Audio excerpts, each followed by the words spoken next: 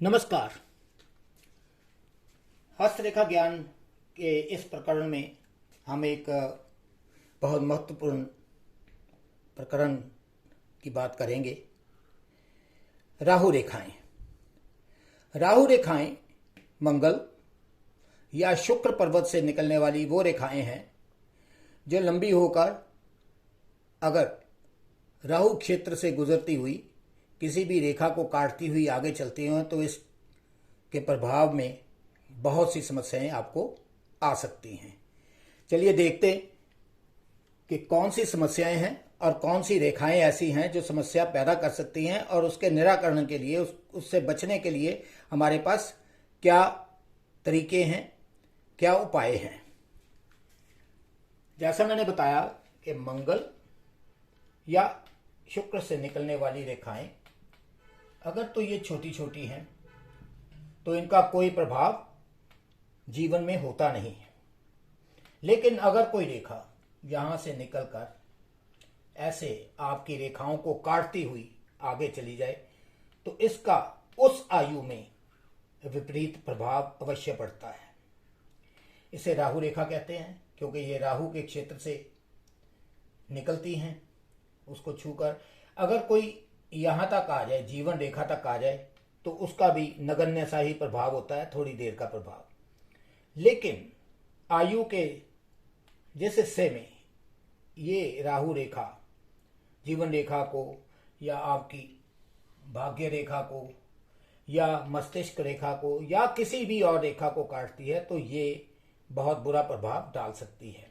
और ये प्रभाव 1-2 महीने से लेकर 2-2.5 साल तक चल सकता है। ये इस पर निर्भर करेगा कि ये राहु रेखा स्पष्ट है, मोटी है, ये साफ नजर आने वाली है या ये बहुत पतली है। तो जितनी वो पतली होगी उसका उतना ही कम प्रभाव होगा, लेकिन जितनी वो स्पष्ट होगी उसका प्रभाव उतना ही बुरा होगा। जैसे अगर यहाँ पे जीवन रेखा को ये काटती है और जीवन रेखा आगे नहीं चल रही तो ये बहुत दुष्प्रभाव रखने वाली रेखा होगी।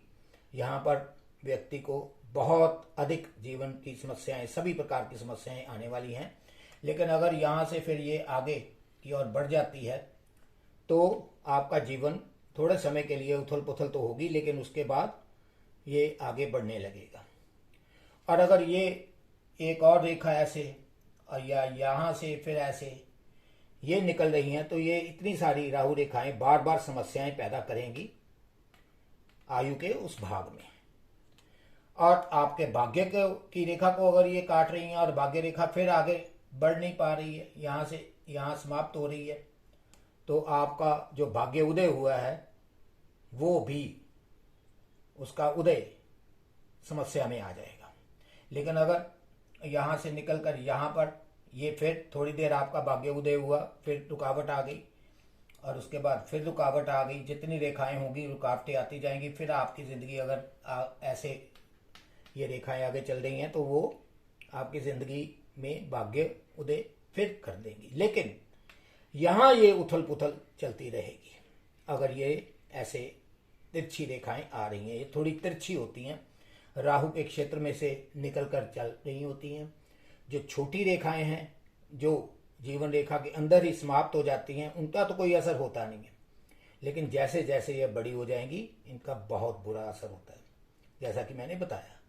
लेकिन अगर यही राहु रेखाएं ऊपर की ओर चली जाती हैं, बृहस्पति पर्वत पर चली गई, यहाँ से शनि पर्वत पर चली गई या यहाँ से यहाँ चली गई और यहाँ से एक और यहाँ पे चली गई, तो ये सभी पर्वत, ये बृहस्पति, ये शनि, ये सूर्य पर्वत और ये आपका बुध पर्वत, अगर ऐसे रेखाएं निकल कर जाती हैं तो इन पर्वतों का प्रभाव सकारात्मक तरीके से बढ़ जाएगा और ज्यादा अच्छा हो जाएगा। केवल ये एक ऐसी रेखाएं हैं, राहु रेखाएं, जो सकारात्मक होती हैं, पॉजिटिव रिजल्ट्स देती हैं। लेकिन अगर ऐसे हों, तिरछी चल रही हूँ, राहु क्षेत्र से निकलकर आपकी सभी रेखाओं को काट रही हूँ, जिस रेखा को जहां पे काटे उस आयु के अनुसार आपको गणना करनी चाहिए। आपके जीवन में उथल पुथल हो सकती है, लेकिन अगर ये स्पष्ट ना हो, छोटी रेखाएं हों, पतली हों, तो ये उतना प्रभाव नहीं डालती और 1-2 महीने से लेकर 2-2.5 साल तक मैक्सिमम ज्यादा से ज्यादा राहु रेखाओं का असर रहता है। अब इससे बचने के लिए क्या करें? राहु दरिद्र रूप में रहता है, इसलिए आप दरिद्रों की सहायता कीजिए या ऐसी संस्था को दान दे दीजिए जो दरिद्रों की सहायता करती है। शिव स्तुति और दुर्गा स्तुति आपको बहुत फायदा देती है। और राहु का बीज मंत्र है जिसे आप 18 से लेके 108 बार जितना भी आप कर सकें आप उसका पाठ करें। मैं आपको बता देता हूं।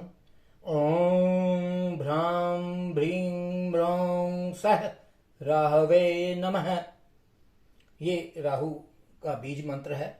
जब आप ओम बोलें तो आपकी जो टंग है, जुबान है, उसकी जो टिप है वो ऊपर तालू पर लगी होनी चाहिए। ओम, और ओ लंबा करके बोलना चाहिए क्योंकि ओ के आगे 3 लिखा रहता है। तो 3 जैसे ओ बोला तो उसको 3 गुना लंबा करके आपको बोलना है। तो आज के लिए इतना ही। अगर आपके और भी कोई क्वेश्चन हैं या क्वेरीज हैं तो आप ज़रूर पूछिए, मैं यथाशक्ति उसका उत्तर देने की कोशिश करूंगा। आज के लिए इतना ही। धन्यवाद।